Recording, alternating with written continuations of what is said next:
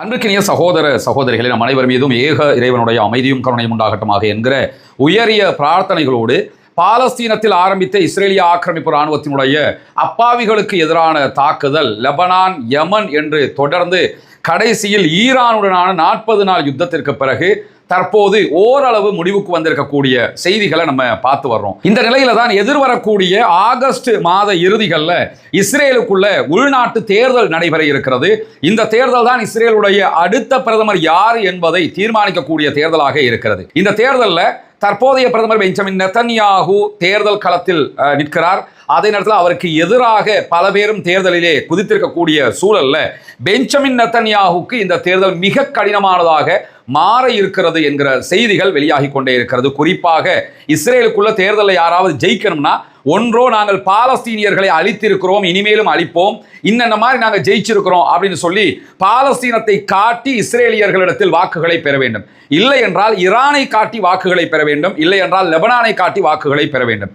இந்த மூன்றோடு அவர்கள் ஏதாவது ஒரு இடத்துல ஜெயிச்சிருந்தாங்கன்னு சொன்னா அதை வைத்து பெஞ்சமின் நெதன்யாகு இந்த தேர்தலை சந்தித்திருக்கலாம். இதை தாண்டி பெஞ்சமின் நெதன்யாகுனுடைய ஊழல் குற்றச்சாட்டுகள் அவர் மீது சுமத்தப்பட்டது தற்போதும் விசாரணையில் இருக்கக்கூடிய காரணத்தினால அவருடைய தேர்தல் களம் 40 ஆண்டு கால அவருடைய அரசியல் வாழ்வுக்கு முற்றுப்புள்ளியாக அமைந்துவிட போகிறது என்றுதான் பல ஆய்வாளர்களும் கருதுகிறார்கள். பொறுத்திருந்து பார்ப்போம் தேர்தலுடைய நிலை எப்படி ஆக போகிறது என்பது. இது தொடர்பான தனியான ஒரு வீடியோ இன்றைக்கு ரஸ்மின் டாக்ஸ் என்கிற நம்முடைய சேனலில் வெளியிட்டிருக்கிறோம். பார்க்கா சகோதரர்கள் அதை பார்த்துக் கொள்கிற போது பெஞ்சமின் நெதன்யாகுனுடைய தேர்தல் களம் எப்படி இருக்க போகிறது என்பதை நாம் புரிந்து கொள்ள முடியும். இதே நேரம் இன்றைக்கும் இஸ்ரேலிய ஆக்கிரமிப்பு ராணுவம் ஒப்பந்தத்தை மீறி யுத்த நிறுத்த மீறலாக காசா அப்பாவிகள் மீது தாக்குதல்களை நடத்தி இருக்கிறது. இதிலே 4 அப்பாவிகள் கொல்லப்பட்டிருக்கிறார்கள், ஷஹீதாகி இருக்கிறார்கள், 8 சகோதரர்கள் படுகாயம் அடைந்திருக்கிறார்கள் என்கிற கவலைக்குரிய செய்திகள் வெளியாகி இருக்கக்கூடிய சூழல்ல ஈரானுக்கும் அமெரிக்காவுக்கும் இடையில ஒரு ஒப்பந்தம் ஏற்பட்டிருக்கிறது.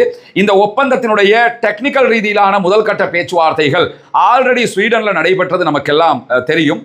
இப்படியான ஒரு சூழல்ல அடுத்த பேச்சுவார்த்தைகள் எங்கு எப்போது நடக்க இருக்கிறது என்கிற கேள்விகளுக்கு முன்பதாகவே ஈரான் பல கப்பல்கள் மீது ஹொர்முஸ் ஜலசந்தியில் தாக்குதல்களை நடத்தியதும், அதற்கு பிறகு ஈரான் மீது அமெரிக்கா தாக்குதல்களை நடத்தியது. அதற்கு பதிலடியாக ஈரானும் 2 நாட்கள் அமெரிக்காவினுடைய பேஸுகள் மேல பஹ்ரைன்லையும் குவைத்திலையும் தாக்குதல்களை நடத்தி இருக்கிறது. இந்த சூழல்ல தான் இன்றைய நாள் வெளியாகி இருக்கக்கூடிய தகவல்கள் பிரகாரம் நாளைய தினம் செவ்வாய்க்கிழமை தோஹா கத்தருடைய தலைநகர் தோஹாவில் அமெரிக்காவுக்கும் ஈரானுக்கும் இடையிலான 2ஆம் கட்ட டெக்னிக்கல் பேச்சுவார்த்தைகள், தொழில்நுட்ப ரீதியிலான பேச்சுவார்த்தைகள் நடைபெற இருக்கிறது என்கிற செய்திகள் வெளியாகி இருக்கிறது. ஆனால் இந்த நிமிடம் வரைக்கும் ஈரான் அந்த செய்திகளை உறுதிப்படுத்தவில்லை. ஈரானை பொறுத்தவரையில கடைசி நேரத்தில் தான் இந்த செய்திகளை அவங்க உறுதிப்படுத்துவாங்கிறது நமக்கு தெரியும்.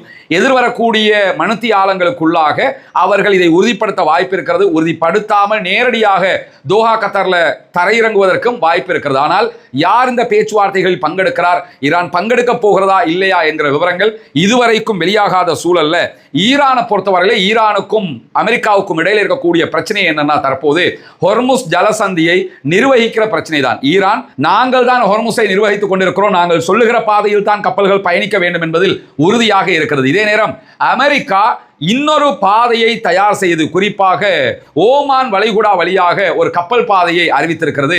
அந்த பாதையை பயன்படுத்துகிற கப்பல்கள் மீது தான் தற்போது ஈரான் தாக்குதலையும் நடத்தி வருகிறது. இதெல்லாவற்றுக்கு முன்பதாக பேச்சுவார்த்தையில் அமர்வதற்கு முன்பதாக லெபனான்ல ஒப்புக்கொண்ட அடிப்படையில் இஸ்ரேல் லெபனானை விட்டு மொத்தமாக வெளியேற வேண்டும். அந்த காரியங்கள் இதுவரை நடைபெறவில்லை. எனவே பேச்சுவார்த்தையில் அமர்வதற்கு முன்பதாக இந்த செயல்பாடுகள் நடைமுறைப்படுத்தப்படுகிற போது அந்த பேச்சுவார்த்தைகள் கண்டிப்பாக வெற்றியளிக்கும் என்று ஆய்வாளர்கள் கருதுகிறார். அதே நேரம் ஈரான் இதுவரைக்கும் ஏற்கனவே நம்ம சொன்ன மாதிரி பேச்சுவார்த்தைகள் தொடர்பாக எந்த விதமான உறுதியான அறிவிப்புகளையும் வெளியிடாத இந்த சந்தர்ப்பத்தில் வெள்ளை மாளிகை ஒரு அறிவிப்பை விடுத்திருக்கிறது.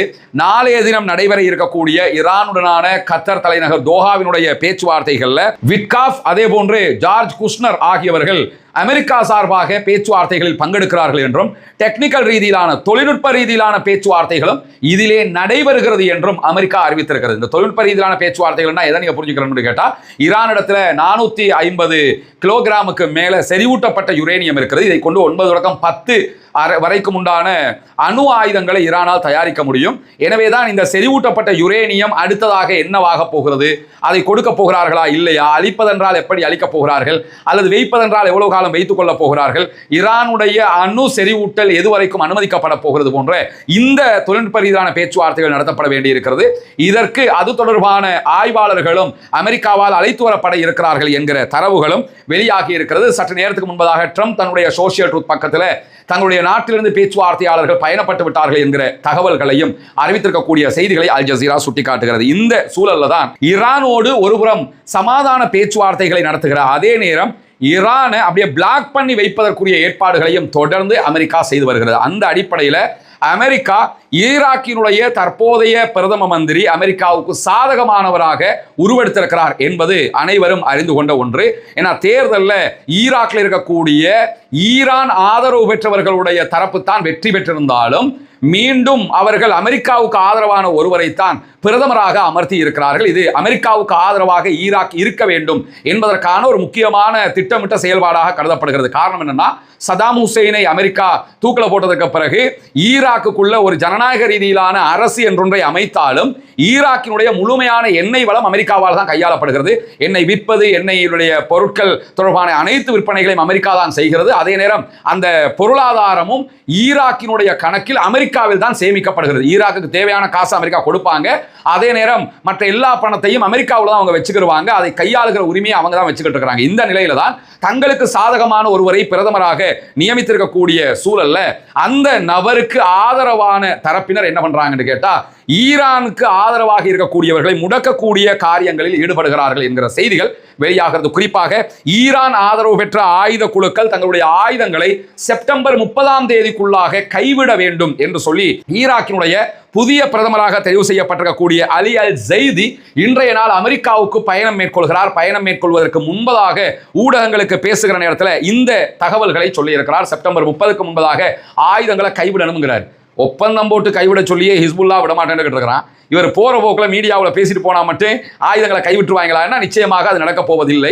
ஆனாலும் ஆயுதங்களை கைவிட வேண்டும் என்று நாங்கள் அழுத்தம் கொடுப்போம் என்றெல்லாம் இன்றைக்கு செய்தி பேசியிருக்கக்கூடிய செய்திகளை நம்ம பார்க்க முடிகிற அதே நேரத்தில் ஈரானுக்கு எதிரான அமெரிக்க இஸ்ரேலிய யுத்தத்தினுடைய ஆரம்ப நாட்களை நம்ம எடுத்துக்கிட்டோம்னு சொன்னா, இந்த ஆரம்ப நாட்களுக்குள்ளாக ஈராக்ல இருக்கக்கூடிய சில குழுக்கள் ஈரானுக்கு ஆதரவாக ஈராக்ல இருக்கிற அமெரிக்காவுடைய தளங்கள் மீது தாக்குதல் நடத்தியது நமக்கு தெரியும். ஈராக்குக்குள்ள கதாயிபு இஸ்புல்லா என்கிற ஒரு அமைப்பு இருக்கிறது.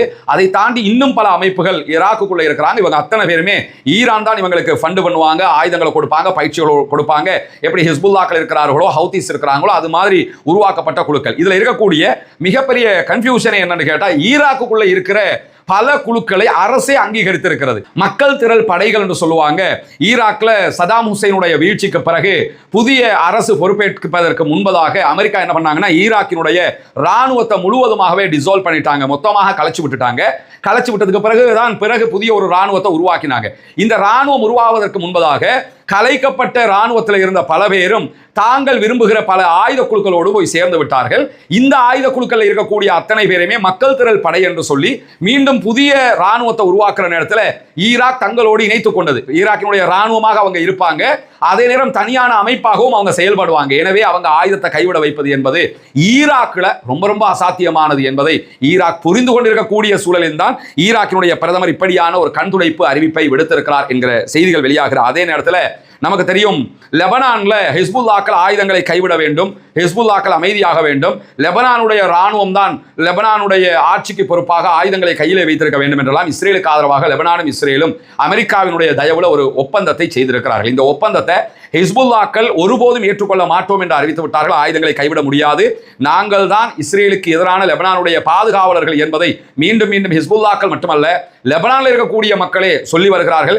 ஹிஸ்புல்லாக்கள் ஒரு பரந்துபட்ட அமைப்பாக அங்கு வளர்ந்து நிற்கிறார்கள். பாராளுமன்றத்தில் பல இடங்களை கைப்பற்றி வைத்துக் கொண்டிருக்கக்கூடிய சூழலும் அவர்களுக்கு இருக்கிற நேரத்தில் ஹிஸ்புல்லாக்களை எப்படியாவது மோத விட வேண்டும் சிரியாவோடு என்கிற ஒரு எண்ணப்பாடு அமெரிக்க அதிபர் டொனால்ட் ட்ரம்புக்கு இருக்கிற காரணத்தினால சிரியா இனி ஹிஸ்புல்லாக்களை பார்த்துக் கொள்ளும், இஸ்ரேல் ஹிஸ்புல்லாக்களோடு சண்டை பிடிக்க வேண்டிய அவசியம் இல்லை என்கிற செய்திகளை தொடர்ந்து அமெரிக்க அதிபர் டொனால்ட் ட்ரம்ப் பேசி வந்தார். இதுக்கான காரணம் என்னன்னு கேட்டா, சிரியாவில் தற்போது இருக்கக்கூடிய ஆட்சியாளர்கள் சன்னி சிந்தனையில் இருக்கக்கூடியவங்க, இதனிடத்தில் ஹிஸ்புல்லாக்கள் ஷியாக்களாக இருக்கிறாங்க. ஷியா சன்னி மோதலை உண்டாக்கி விட்டுருவோம், அப்ப அது நிரந்தரமாக போய்கிட்டு இருக்கும், நம்ம தலையிட வேண்டிய அவசியம் இல்லை என்பதுதான் அமெரிக்க அதிபருடைய கணக்காக இருக்கிறது. ஆனால் இன்றைக்கு வெளியாக இருக்கக்கூடிய ஒரு தகவல் அமெரிக்க அதிபருக்கு தூக்கம் கெடுக்கிற தகவலாக மாறி இருக்கிறது. காரணம் என்னன்னா, லெபனானுக்குள்ள செயல்படக்கூடிய சன்னி பிரிவை சேர்ந்த 2 மிகப்பெரிய ஆயுத குழுக்கள், அவங்களும் இஸ்ரேலோட அவ்வப்போது சண்டை பிடிக்கக்கூடியவங்க தான். ஆனா அவங்க தெற்கு லெபனான்ல இருக்கக்கூடிய சன்னி பிரிவை சேர்ந்தவர்களாக அறியப்படுகிறவர்கள். அந்த 2 குழுக்களுமே கூட்டறிவிப்பை விடுத்திருக்கிறார்கள். ஒன்று அல் உம்மா என்கிற இயக்கம், மற்றது சன்னி அதிகார மையம் என்கிற ஒரு அமைப்பு. இந்த 2 பேருமே மிகப்பெரிய ஆயுத குழுக்களாக இருக்கிறார்கள். இவர்கள் இருவருமே நாங்கள் ஹிஸ்புல்லாக்கு ஆதரவாக இருக்கிறோம், ஹிஸ்புல்லாக்கள் ஆயுதங்களை கைவிடக் கூடாது, ஹிஸ்புல்லாக்கள் இருப்பதுதான் லெபனானுக்கு பாதுகாப்பு, இஸ்ரேலுக்கு எதிராக ஹிஸ்புல்லாக்கள் தான் அங்கு போரிட முடியும் என்பதை வலியுறுத்தி சொல்லி இருக்கிறார்கள். எனவே மீண்டும் மீண்டும் மத்திய கிழக்குக்குள்ள ஷியா சன்னி சண்டையை உண்டாக்கிவிட்டு மத்திய கிழக்கில் இருந்து சம்பாதிக்கலாம் என்கிற அமெரிக்க இஸ்ரேலிய கனவு இந்த இடங்களில் எல்லாம் தவிடுபொடியாகிறது என்பதை நாம் புரிந்து கொள்ளுகிற அதே நேரம் ஈரானுக்கு புதிய அதிகார உணர்வு ஏற்பட்டிருக்கிறது இந்த யுத்தத்தின் பின்னால் என்று சொல்லி அமெரிக்காவினுடைய முன்னாள் வெளியுறவு செயலாளராக செயல்பட்ட ஜான் கெரி விடுத்திருக்கக்கூடிய அறிவிப்பில் இன்றைக்கு சொல்லியிருக்கிறார். 2013 இருந்து 2017 வரைக்கும் ஜான் கெரி அமெரிக்காவினுடைய வெளிவிவகார செயலாளராக செயல்பட்டார். உலகம் முழுவதும் ஒரு பிரபலமான மனிதராக அறியப்பட்டார். அவர் தற்போது இந்த யுத்த நிறுத்தம் தொடர்பான தன்னுடைய கருத்துக்களை வெளியிட்டிருக்கக்கூடிய சூழல்ல இந்த யுத்தத்தில் ஈரான் தன்னை தற்காத்துக் கொண்டது, ஈரான் ஜெயிச்சிருச்சுன்னு அவர் சொன்ன அவருக்கு சிக்கலாகிறதுனால என்ன பண்றாருன்னா, ஈரான் தன்னை தற்காத்துக் கொண்டது அப்படின்னாலும் என்ன அர்த்தம் கேட்டா, ஈரான் அழியலன்னா ஈரான் தோக்கலன்னு அர்த்தம். ஈரான் தன்னை தற்காத்துக் கொண்டது, அதனால் ஈரானுக்கு ஒரு புதிய அதிகார உணர்வு ஏற்பட்டிருக்கிறது அப்படின்னு சொல்லக்கூடிய ஜான் கெரி என்ன சொல்றாருன்னா, சமச்சீரற்ற ஒரு யுத்தத்தை ஈரான் மிக தெளிவாக புரிந்து கொண்டது. இப்படித்தான் யுத்தம் போகணும்னு உலகத்து ஒரு விதி இருந்தால் அந்த விதியில ஈரான் போகல. ஒரு எந்த விதமான சமச்சீரும் இல்லாத உடைந்து நொறுங்கிய ஒரு யுத்தத்தை தான் ஈரான் செய்து கொள்கிறது. குறிப்பாக இந்த யுத்தம் தான் வெற்றியை தரும் என்பதையும் ஈரான் புரிந்து கொண்டுதான் இந்த யுத்தத்தில் நுழைந்தது, வெற்றியும் அடைந்திருக்கிறது என்கிற செய்திகளை ஜான் கெரி சொல்லிக்கொண்டு, இந்த யுக்தியை அமெரிக்கா புரிந்து கொண்டால் மட்டும்தான் ஈரானோடு நாம் வெல்ல முடியும் என்பதையும் இன்றைக்கு ஒரு அறிவிப்பாக அவர் சொல்லி இருக்கிறத நம்ம பார்க்க முடிகிற அதே நேரம் இன்றைக்கு வெளியாக இருக்கக்கூடிய இன்னும் ஒரு முக்கியமான செய்தி என்னன்னு கேட்டால், நேட்டோ நாடுகளுடைய கூட்டமைப்பின் கூட்டத்தொடர் நடைபெற்று வருகிறது. அதிலே பங்கெடுத்து பேசியிருக்கிறார் துருக்கியினுடைய அதிபர் அர்துகான் அவர்கள். அர்துகானையும் துருக்கியையும் பொறுத்தவரையில் நேட்டோவில் இருக்கக்கூடிய ஒரே இஸ்லாமிய நாடாக துருக்கியை தான் நம்ம பார்க்க முடியும். துருக்கியை தவிர வேறு எந்த நாடுகளை நேட்டோவுக்குள்ள நேரடியாக அமெரிக்கா இணைத்துக் கொள்ளவில்லை. இதே நேரம் நேட்டோவில் இருக்கிற ரொம்ப பலம் பொருந்திய ராணுவ அமைப்பாகவும் துருக்கி தான் இருக்கிறாங்க. அமெரிக்காவுக்கு அடுத்து அதிகமான ஆயுத பங்களிப்பை நேட்டோவுக்கு செய்யக்கூடியவங்க துருக்கி தான். அதே போன்று அதிகமான ராணுவத்தை இணைத்திருப்பவர்களும் துருக்கி தான். இந்த நிலையில தான் துருக்கி அனுமதிக்காமல் யாரும் நேட்டோவுக்குள் நுழைய முடியாது. குறிப்பாக உக்ரைன் நேட்டோவில் இணைய வந்த நேரத்திலையும் இந்த வாரெல்லாம் நடக்கிறது, உக்ரைன் ரஷ்யா வாரே இந்த நேட்டோவில் இணைய போனதுனால தான். அதே நேரம் துருக்கி அனுமதிக்காமல் நேட்டோவுக்குள்ள உக்ரைனால் இணைய முடியாது. நேட்டோ நாடுகளுக்குள்ள வரணுமா இருந்த அந்த கூட்டமைப்புக்குள்ள அந்த நாடுகள் எந்த ஒன்றும் எதிர்க்காமல் இருக்க வேண்டும். ஆனால் துருக்கி உக்ரைனை இணைப்பதற்கு எதிராகவே தன்னுடைய நிலைப்பாட்டை கொண்டிருக்கிறது. அதனால் உக்ரைனால் இணைய முடியவில்லை. இதே நேரம் இந்த தடவை இஸ்ரேல் நடத்திய காசா வாராக இருந்தாலும், அதே நேரத்தில் இஸ்ரேலால் நடத்தப்பட்ட அமெரிக்காவும் இணைந்து நடத்திய ஈரானுக்கு எதிரான யுத்தமாக இருந்தாலும், நேட்டோ நாடுகளை அழைச்ச நேரத்தில் கூட நேட்டோ நாடுகள் பங்கெடுக்காமைக்கு ஒரு முக்கிய காரணம் துருக்கி தான் என்பதை நாம் புரிந்து கொள்ள வேண்டும். துருக்கி அந்த இடத்துல கொஞ்சம் வழிவிட்டு இருந்தாங்கன்னா கூட ஈரானுக்கு எதிராக நேட்டோ கூட்டமைப்பு நாடுகள் தங்களுடைய ஆயுத பலத்தை பிரயோகித்திருப்பார்கள். ஆனால் அவங்க வராம விட்டதுக்கான காரணம் துருக்கி. இந்த நிலையில தான் துருக்கியினுடைய அதிபர் அர்துகான் அவர்கள் நேரடியாக நேட்டோ கூட்டணி நாடுகளுடைய மாநாட்டில் உரையாற்றி இருக்கிறார். அதிலே பேசும்போது மிக தெளிவாக என்ன சொல்றாருன்னா, உலக நிம்மதிக்கும் மத்திய கிழக்கினுடைய அமைதிக்கும் ஒரே தீர்வு என்னன்னு கேட்டா, பாலஸ்தீனத்தை தனி நாடாக அங்கீகரிப்பதுதான். பாலஸ்தீன நிலங்களை இஸ்ரேல் கைப்பற்றி கொண்டு வருகிற காலம் எல்லாம் இது பிரச்சனையாகவே இருக்கும். இஸ்ரேலை அடக்கி பாலஸ்தீனத்தை தனி நாடாக நாம் மாற்றுகிற போதுதான் நிச்சயமாக மத்திய கிழக்கிலும் அமைதி பெறும், உலகிலும் நிம்மதி தோன்றும் என்கிற ஒரு அற்புதமான அழகான செய்தியை அர்துகான் அவர்கள் பதிய வைத்திருக்கிறார் என்கிற செய்திகளை இன்னைக்கு நம்ம பார்க்க முடியும். எனவே இன்றைக்கு வெளியாக இருக்கக்கூடிய மிக முக்கியமான செய்திகளின் தொகுப்பை உங்களுக்கு மத்தியிலே கொண்டு வந்து தேவையான உண்மையான செய்திகளை உங்களுக்கு உடனுக்குடன் கொண்டு வந்து தருவதற்கு தயாராக இருக்கிறோம். பாலஸ்தீனம் வெற்றி பெற வேண்டும், பாலஸ்தீனம் சுதந்திரம் அடைய வேண்டும் என்கிற உயரிய பிரார்த்தனைகளோடு ஆக்கிரமிப்பாளர்கள் ஓய்ந்து ஆக்கிரமிப்புகளும் ஓய வேண்டும் என்கிற பிரார்த்தனைகளை இணைத்துக் கொண்டு ஆக்கிரமிப்பாளர்களுக்கு எதிராக தொடர்ந்தும் ஜனநாயக ரீதியாக குரல் எழுப்புவோமாக. வாஹர் தஅவானா அல்ஹம்துலில்லாஹி ரப்பில் ஆலமீன்.